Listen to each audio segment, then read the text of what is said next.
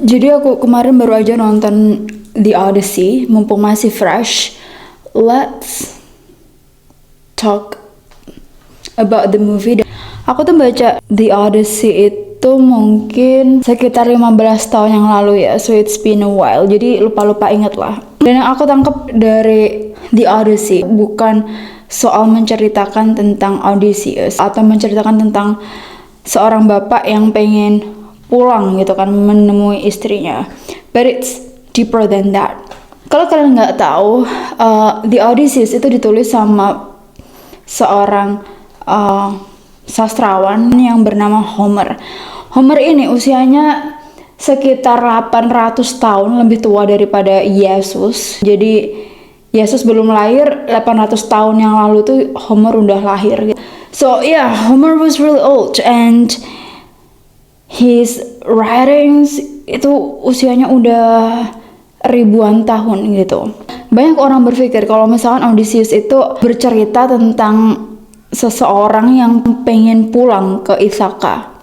Tapi in my subjectively correct opinion, sebenarnya dia itu tuh pengen pulang ke dalam dirinya sendiri. Jadi sebenarnya karya Homer ini tuh hampir sama kayak buku The Alchemist, kalau misalkan kalian pernah baca buku itu. So The Odyssey tells about going home to yourself, finding your higher being. Jadi sebenarnya The Odyssey itu bukan cerita soal monster, dewa-dewi, kapal, soal penyihir dan makhluk-makhluk aneh. Enggak ya guys, sama kayak kalian nonton film Spirited Away, ada makna gitu, ada makna tersembunyi di balik film itu. Dan Hollywood ini memang kadang agak ngadi-ngadi ya gitu. Sometimes they do not really want to talk about the spirituality behind the literature. Jadi mungkin fokusnya di sini ke tokoh yang kayak pengen pulang doang gitu. Padahal there is like symbolic meaning behind Odysseus. Sayangnya fokusnya tuh cuman di Poseidon, Cyclops, atau pertarungan epic di laut. Padahal kalau misalkan kita membaca karya Homer, kalau kalian membaca karya Homer secara pelan-pelan, kalian akan sadar kalau misalkan monster itu tuh cuman lapisan luar gitu dari cerita The Odyssey. Dan lapisan yang dalam itu jauh lebih menarik menurutku. The Odyssey sebenarnya adalah buku atau kisah tentang manusia yang kehilangan arah hidup. Tentang seorang yang harus melewati puluhan ujian. Bukan supaya ia dianggap sebagai seorang hero, enggak ya. Tapi supaya dia tuh cukup dewasa untuk kembali menjadi dirinya sendiri, menemukan jati diri si karakter itu sendiri. Jujur aja, menurutku itu jauh lebih relevan daripada sekedar cerita tentang melawan monster. Karena hari ini kita tuh mungkin tidak bertemu makhluk mitologi atau dewa-dewi Yunani, enggak ya. But every day we deal with our ego. Kita bertemu dengan ego kita, kita bertemu dengan demons kita, ya. Kita nggak bertemu dengan sirens di zaman sekarang, but we meet the algorithm. Kita bertemu dengan algoritma social media. Di dunia ini kita nggak bertemu dengan Lotus Eaters, tapi kita bertemu dengan TikTok yang membuat kita membuang waktu kita, membuang-buang attention kita untuk sesuatu yang nggak jelas di social media. And I realized that monster can be anything. Monster can transform, ya, bisa berubah bentuk. Jadi sebenarnya manusia itu dealing with their own demons in this time and age. Bukan dalam bentuk makhluk bermata satu, enggak, but in a different form, if you know what I'm saying.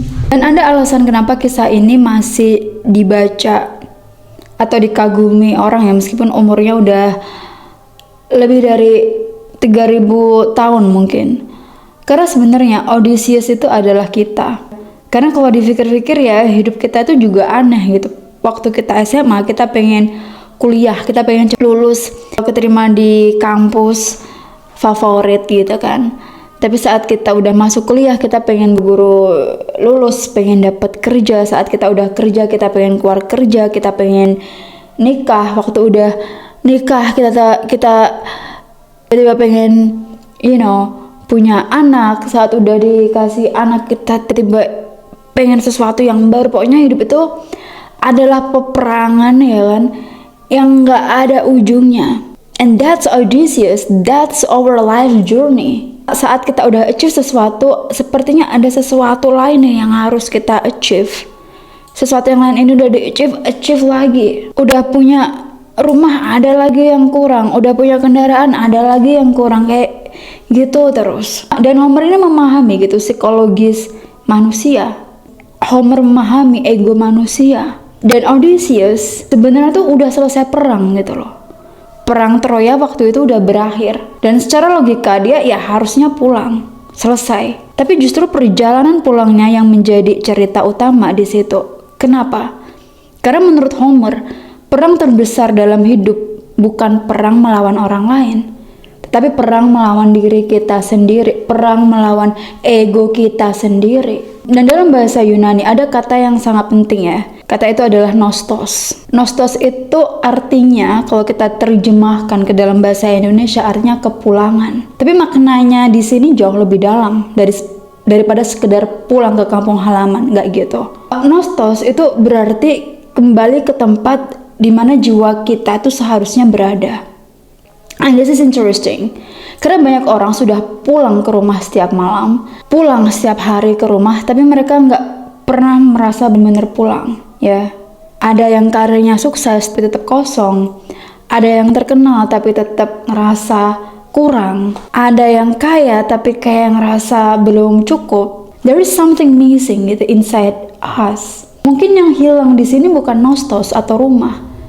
Yang hilang di sini adalah yourself, diri kita sendiri. Dan menurutku inilah pertanyaan terbesar dalam The Odyssey.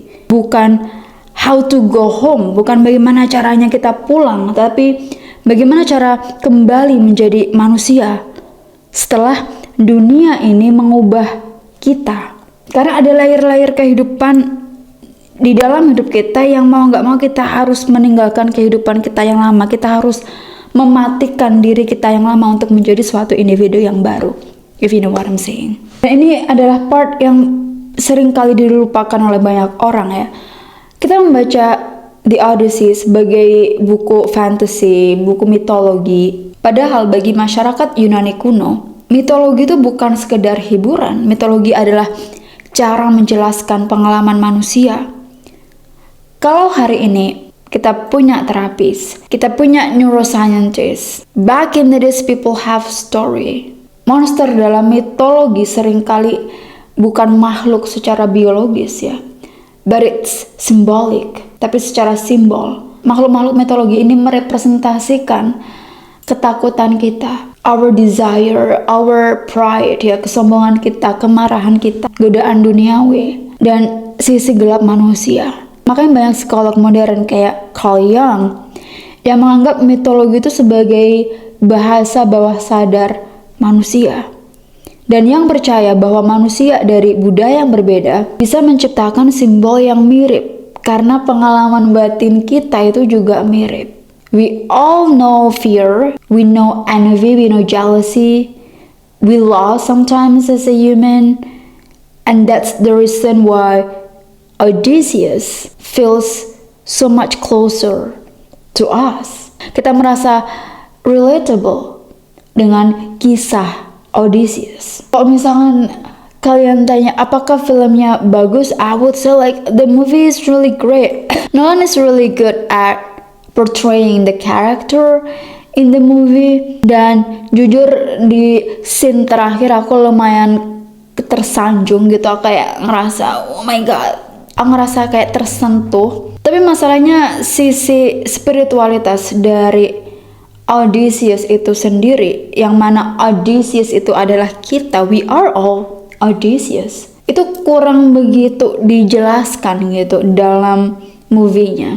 Oke, karena aku masih inget ya, mungkin nggak secara jelas, tapi aku inget dulu waktu aku baca Homer itu ada sisi spiritualitas sedikit di situ, sisi untuk mengenal diri kita sendiri, sisi untuk pulang ke diri kita sendiri, bukan pulang ke kampung halaman, but going home to yourself, ya. Karena setiap hari kan manusia itu berperang mau nggak mau, we fight every day to find ourselves. Sisi itu mungkin kurang dijelaskan, tapi secara simbologi, the movie is not that bad. I think it's pretty good, gitu.